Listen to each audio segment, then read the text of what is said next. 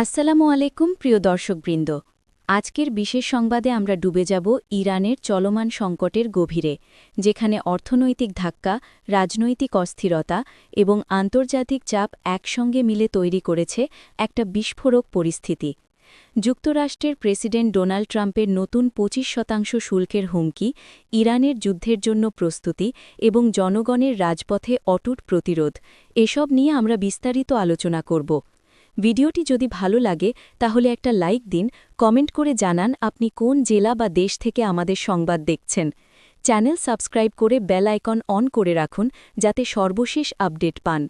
চলুন শুরু করি এই গুরুতর আলোচনা। Iran fire. ট্রাম্পের নতুন হুমকি, ইরানের সাথে ব্যবসা করলে ২৫% শুল্ক। সোমবার ১২ জানুয়ারি ২০২৬ যুক্তরাষ্ট্রের প্রেসিডেন্ট ডোনাল্ড ট্রাম্প তার ট্রুথ সোশ্যালে একটা বিস্ফোরক ঘোষণা করেছেন।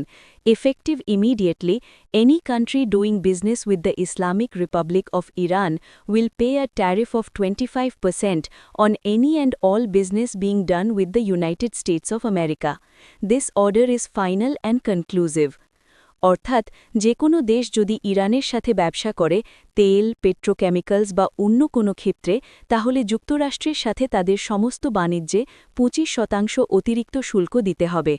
এই হুমকি তাৎক্ষণিকভাবে কার্যকর এবং এটা ইরানের চলমান বিক্ষোভ দমনের প্রতিক্রিয়া। ট্রাম্প আরও বলেছেন, যদি ইরান প্রতিবাদকারীদের উপর হত্যা চালিয়ে যায় তাহলে যুক্তরাষ্ট্র ভেরি স্ট্রং অপশনস নেবে, যার মধ্যে সামরিক হামলাও থাকতে পারে। এর প্রভাব, চীন, যারা ইরানের তেলের ৯০% বেশি কেনে, প্রায়শই গোপন মাধ্যমে, তারা সরাসরি ধাক্কা খাবে। চীনের পররাষ্ট্র মন্ত্রণালয় ইতিমধ্যে বলেছে এটা অবৈধ একতরফা নিষেধাজ্ঞা এবং তারা নিজেদের স্বার্থ রক্ষা করবে। ভারত, তুরস্ক, রাশিয়া এবং সংযুক্ত আরব আমিরাতও প্রভাবিত হবে। ইরানের অর্থনীতি, যা ইতিমধ্যে নিষেধাজ্ঞার চাপে দুর্বল, এতে আরও ধস নামবে। গত বছরের ইসরায়েল-ইরান যুদ্ধের পরিণতি এখনও কাটেনি এবং এই নতুন শুল্ক ইরানের রপ্তানি আয়কে আরও কমিয়ে দেবে। এই ঘোষণা এসেছে এমন সময়ে যখন ইরানের রাস্তায় লক্ষ লক্ষ মানুষ নেমেছে। ট্রাম্পের এই কথা প্রোটেস্টারদের নতুন উদ্দীপনা দিয়েছে। অনেকে বলছেন যুক্তরাষ্ট্রের সমর্থন আমাদের শক্তি বাড়িয়েছে, কিন্তু এটা কি শুধু কথা, নাকি সত্যিই সামরিক হস্তক্ষেপের পথ খুলবে?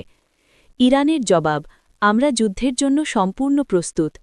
ইরানের পররাষ্ট্রমন্ত্রী আব্বাস আরাকচি আল জাজিরা আরবিকে দেওয়া এক সাক্ষাৎকারে স্পষ্ট সতর্কবাণী দিয়েছেন, আমরা যুদ্ধ চাই না, কিন্তু যদি ওয়াশিংটন আমাদের পরীক্ষা করতে চায় তাহলে আমরা যুদ্ধের জন্য সম্পূর্ণ প্রস্তুত। গত বছরের ১২ দিনের যুদ্ধের তুলনায় এখন আমাদের সামরিক ক্ষমতা অনেক বেশি। তিনি আরও বলেছেন, যুক্তরাষ্ট্রের সাথে যোগাযোগের পথ খোলা আছে, বিশেষ দূত স্টিভ উইটকফের সাথে কথা চলছে, কিন্তু ইরান সব পরিস্থিতির জন্য প্রস্তুত। ইরানের সুপ্রিম লিডার আয়াতুল্লাহ খামেনির উপদেষ্টা বলেছেন, যুক্তরাষ্ট্রের হস্তক্ষেপ ইরানের অভ্যন্তরীণ বিষয়ে অগ্রহণযোগ্য। ইরানের সামরিক বাহিনী, বিশেষ করে ইসলামিক রেভলিউশনারি গার্ড কর্পোরেশন, এখন হাই অ্যালার্টে আছে। তারা ব্যালিস্টিক মিসাইল এবং ড্রোনের স্টক বাড়িয়েছে এবং গত বছরের যুদ্ধ থেকে শিখে নতুন কৌশল প্রস্তুত করেছে। কিন্তু প্রশ্ন হল, এই প্রস্তুতি কি জনগণের বিরুদ্ধে ব্যবহার হবে নাকি বাইরের শত্রুর বিরুদ্ধে? ইরানের জনগণ জানে এই যুদ্ধের হুমকি তাদের জীবনকে আরও কঠিন করে তুলবে, কিন্তু তারা ভয় পায় না, বরং এটা তাদের একত্রিত করেছে। ইরানে চলমান বিক্ষোভ, অর্থনৈতিক সংকট থেকে শাসন বিরোধী আন্দোলন। ২০২৫ সালের ডিসেম্বরের শেষ থেকে শুরু হওয়া এই আন্দোলন এখন সারা দেশে ছড়িয়ে পড়েছে, ৩১টি প্রদেশের ১০০টিরও বেশি শহরে। প্রধান কারণগুলি হল, ইরানি রিয়ালের রেকর্ড পতন, $1 এখন ১.৫ মিলিয়ন রিয়ালেরও বেশি। খাদ্য, জ্বালানি, ওষুধের দাম ৫০ থেকে ৭০% বেড়েছে। বেকারত্বের হার আকাশ ছোঁয়া, দুর্নীতির অভিযোগ, নিষেধাজ্ঞার চাপ এবং গত বছরের ইসরায়েল-ইরান যুদ্ধের পরিণতি। প্রতিবাদকারীরা শুরুতে অর্থনৈতিক দাবি নিয়ে রাস্তায় নামলেও এখন তারা শাসন ব্যবস্থার পরিবর্তন চাইছে।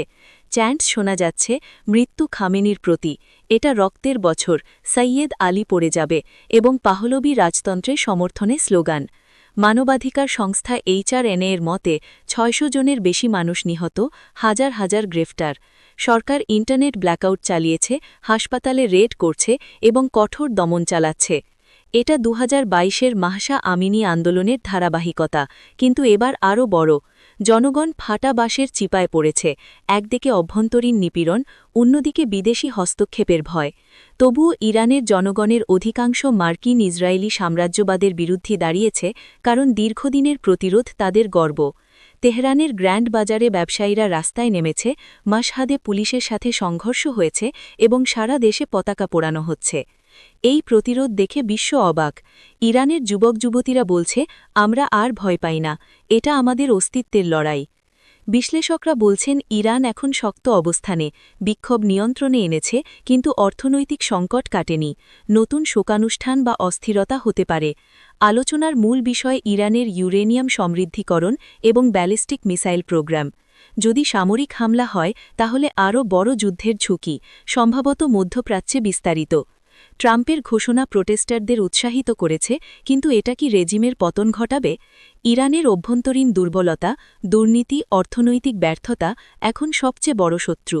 বিশ্লেষকরা বলছেন এটা ১৯৭৯ বিপ্লবের পর সবচেয়ে বড় চ্যালেঞ্জ। পরিস্থিতি জটিল, চাপ, হুমকি, আলোচনা, সম্ভাবনা সব চলছে। ইরান কোন পথে যাবে তা এখনও স্পষ্ট নয়। প্রিয় দর্শক, এই ছিল ইরানের সর্বশেষ আপডেট, একটা জাতির লড়াইয়ের গল্প, যেখানে সাহস এবং সংকট একসঙ্গে। আপনার মতামত কমেন্টে জানান, সাবস্ক্রাইব করে থাকুন, পরের ভিডিওতে আরও খবর নিয়ে আসব। ধন্যবাদ সবাইকে, আল্লাহ হাফেজ।